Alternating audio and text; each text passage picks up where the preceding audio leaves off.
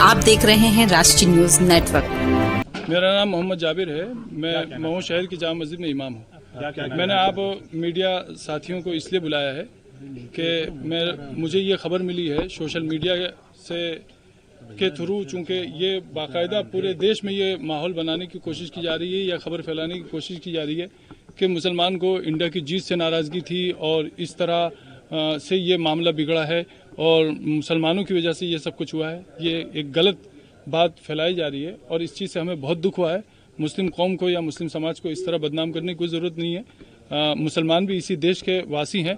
ये परसेप्शन चूँकि देश में बहुत सारे लोगों ने पहले से ही बना रखा है कि मुसलमान जो है वो देश विरोधी हैं, और जबकि कहानी यहाँ पर जो शुरू हुई है वो इस तरह शुरू हुई है कि सबसे पहली चीज़ शासन प्रशासन से जिस तरह की चूक हुई है, उन चूकों के चलते यहाँ पर यह हादसा हुआ है।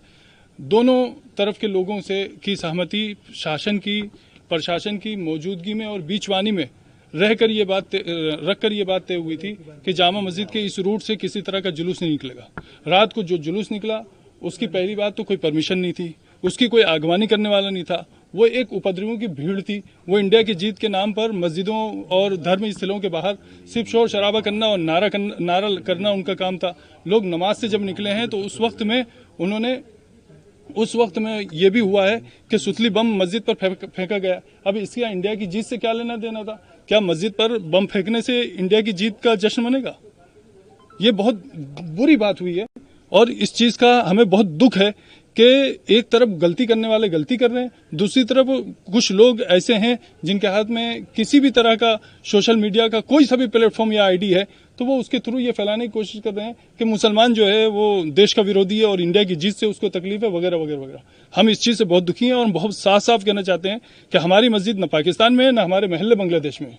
हम इसी हिंदुस्तान के निवासी हैं, इसी हिंदुस्तान में हम रहे हैं, इसी हिंदुस्तान में हम रहते हैं, इसी हिंदुस्तान के साथ हमारा रिश्ता है। इस तरह की बातें करना ये और फिर कुछ लोगों की तो मैं समझता हूँ कुछ लोगों की तो रोजी रोटी या नेतागिरी या उनका अपना जो भी प्रोफेशन है वो तो हिंदू मुस्लिम पर चल रहा है। तो उन लोगों के पास पद है या ओहदा है या पावर है, वो इस तरह की बात करते हैं, उनको शोभा नहीं देता। मतलब ठीक है, आप किसी की चापलूसी कर सकते हैं लेकिन आप किसी की बात से उस वक्त तक सहमत नहीं हो सकते जब तक उसमें सच्चाई न हो। लेकिन जो आरोप लगाए जा रहे हैं दूसरी तरफ से भी, मैं उसी आरोप तरफ से लगाए जा रहे हैं। दूसरा पक्ष ये कह रहा है कि कोई पटाखा नहीं फोड़ा गया, दूसरा पक्ष ये भी कह रहा है कि जुलूस निकल रहा था, हमने भारत माता तक की जय के नारे लगाए, पीछे से पत्थरबाजी हुई। मस्जिद से ऐसा उनका इस प्रकार की वीडियो भी आ रही है कि मस्जिद से कुछ लोग निकल रहे हैं और एक नारे समझ गया। मैं आपकी बात समझा। अब मेरी बात को जरा ध्यान से सुनिए। यहाँ मस्जिदों में पत्थर के ढेर लगे हैं क्या? मैं मीडिया पर्सन से बहुत खुल के बात कहता हूँ, आप पूरी मस्जिद और इसके आसपास के सारे एरिया को छान मारिए, क्या यहाँ पर पत्थर जमा किए हुए थे? एक बात।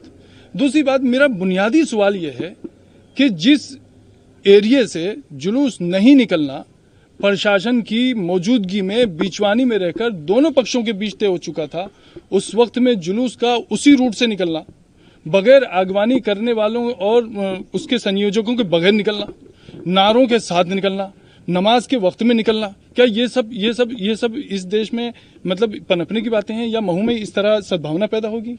क्या ये चीज ठीक हुई? मेरा सवाल इंसानियत के नाते, मैं एक मुस्लिम पक्ष का पक्षकार होने के नाते बात नहीं कर रहा हूं। मेरा कहना यह है कि क्या ये मंदिर के सामने होता तब भी गलत था, ये मस्जिद के सामने है तो क्यों गलत नहीं है? अगर ये मंदिर के सामने होता तो गलत था, तो ये मस्जिद के सामने है तो क्यों गलत नहीं है? तो ऐसी जो बातें आ रही हैं कि जुलूस तो निकाल सकते हैं, जैसा कि आपने कहा कि क्या बिना परमिशन के जुलूस निकलेंगे?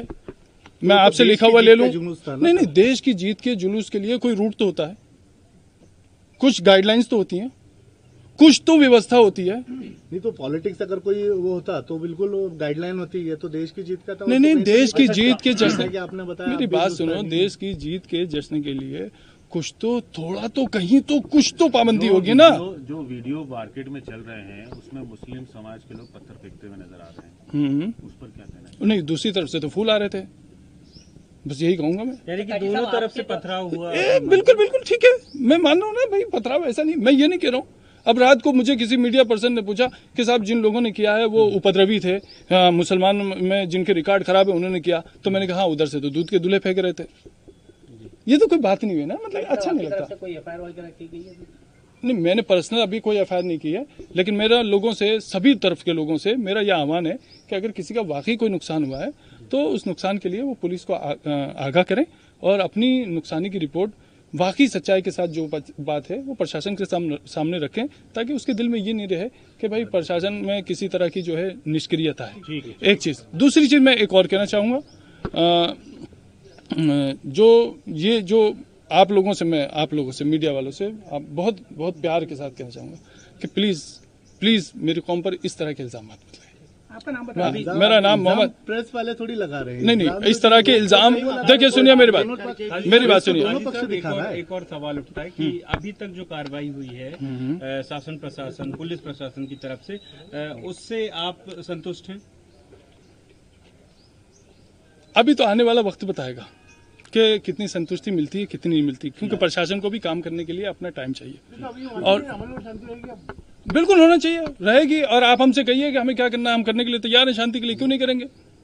हमने प्रशासन से कहा है कि हम पूरी तरह जो है। अच्छा, एक चीज और, लोग इस तरह खबर फैला रहे हैं मुसलमानों क्या, आग तो मुसलमानों की दुकान में लगी है, गाड़ियां तो मुसलमानों की चली है और घरों में घुस के तो मुसलमानों के मारा गया। आप मुझे 2-4 वाकई ऐसे बता दीजिए कि हिंदुओं के घर में घुस के मुसलमानों ने मारा हो, मुसलमानों ने 2-4 दुकानों को आग लगा दी हो, 10-5 बाइकें जली हो। मेरा खुला चैलेंज है भाई, मैं खुल के बोल रहा हूँ। नहीं, मेरी बात नहीं समझा। जो मैं इस घटना से जुड़े हुए मैं ये बात कर रहा हूँ कि मुसलमानों की 5 दुकान 7 दुकानों में आग लगी है। मुझे आप बताइए कि ऐसे 2 दुकानों में 4 दुकानों में आग लग गई क्या? पत्ती चौराहे में यही लोग का आरोप लगा रहे हैं कि हुआ है। मैं वही कहना चाह रहा हूँ कि आपके पास कैमरा है कि मेरे पास कैमरा है, पहुंचिए ना, आप बताइए ना उसको।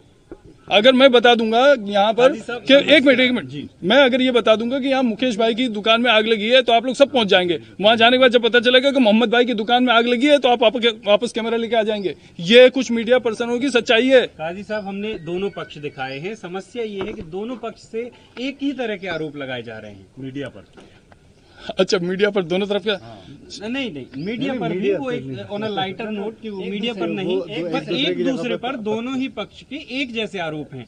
वो कह रहे हैं कि वहां से आगजनी हुई, दूसरा पक्ष कह रहा है कि इधर से पत्थरबाजी और आगजनी हुई। ठीक है जी, सीसी कैमरा उठाइए, हम प्रशासन से निवेदन करेंगे और आग्रह करेंगे कि सीसीटीवी कैमरा उठाइए और उसमें चेक कीजिए और पता चल जाएगा कहाँ से आगजनी शुरू हुई है। कोई बात नहीं, ठीक है। आरोप प्रत्यारोप की सच्चाई तो प्रशासन कर ही लेगा। फिलहाल आप क्या अपील करना चाहेंगे? अभी भाई, शांति बनाने में जिसका जो सहयोग लग सकता है उसको सहयोग देना चाहिए और शहर को पुरानी हालत पर वापस आना चाहिए और जो सद्भावना पहले बनी हुई थी उससे बेहतर सद्भावना का माहौल बनाने की कोशिश करना चाहिए। ठीक है, थैंक यू।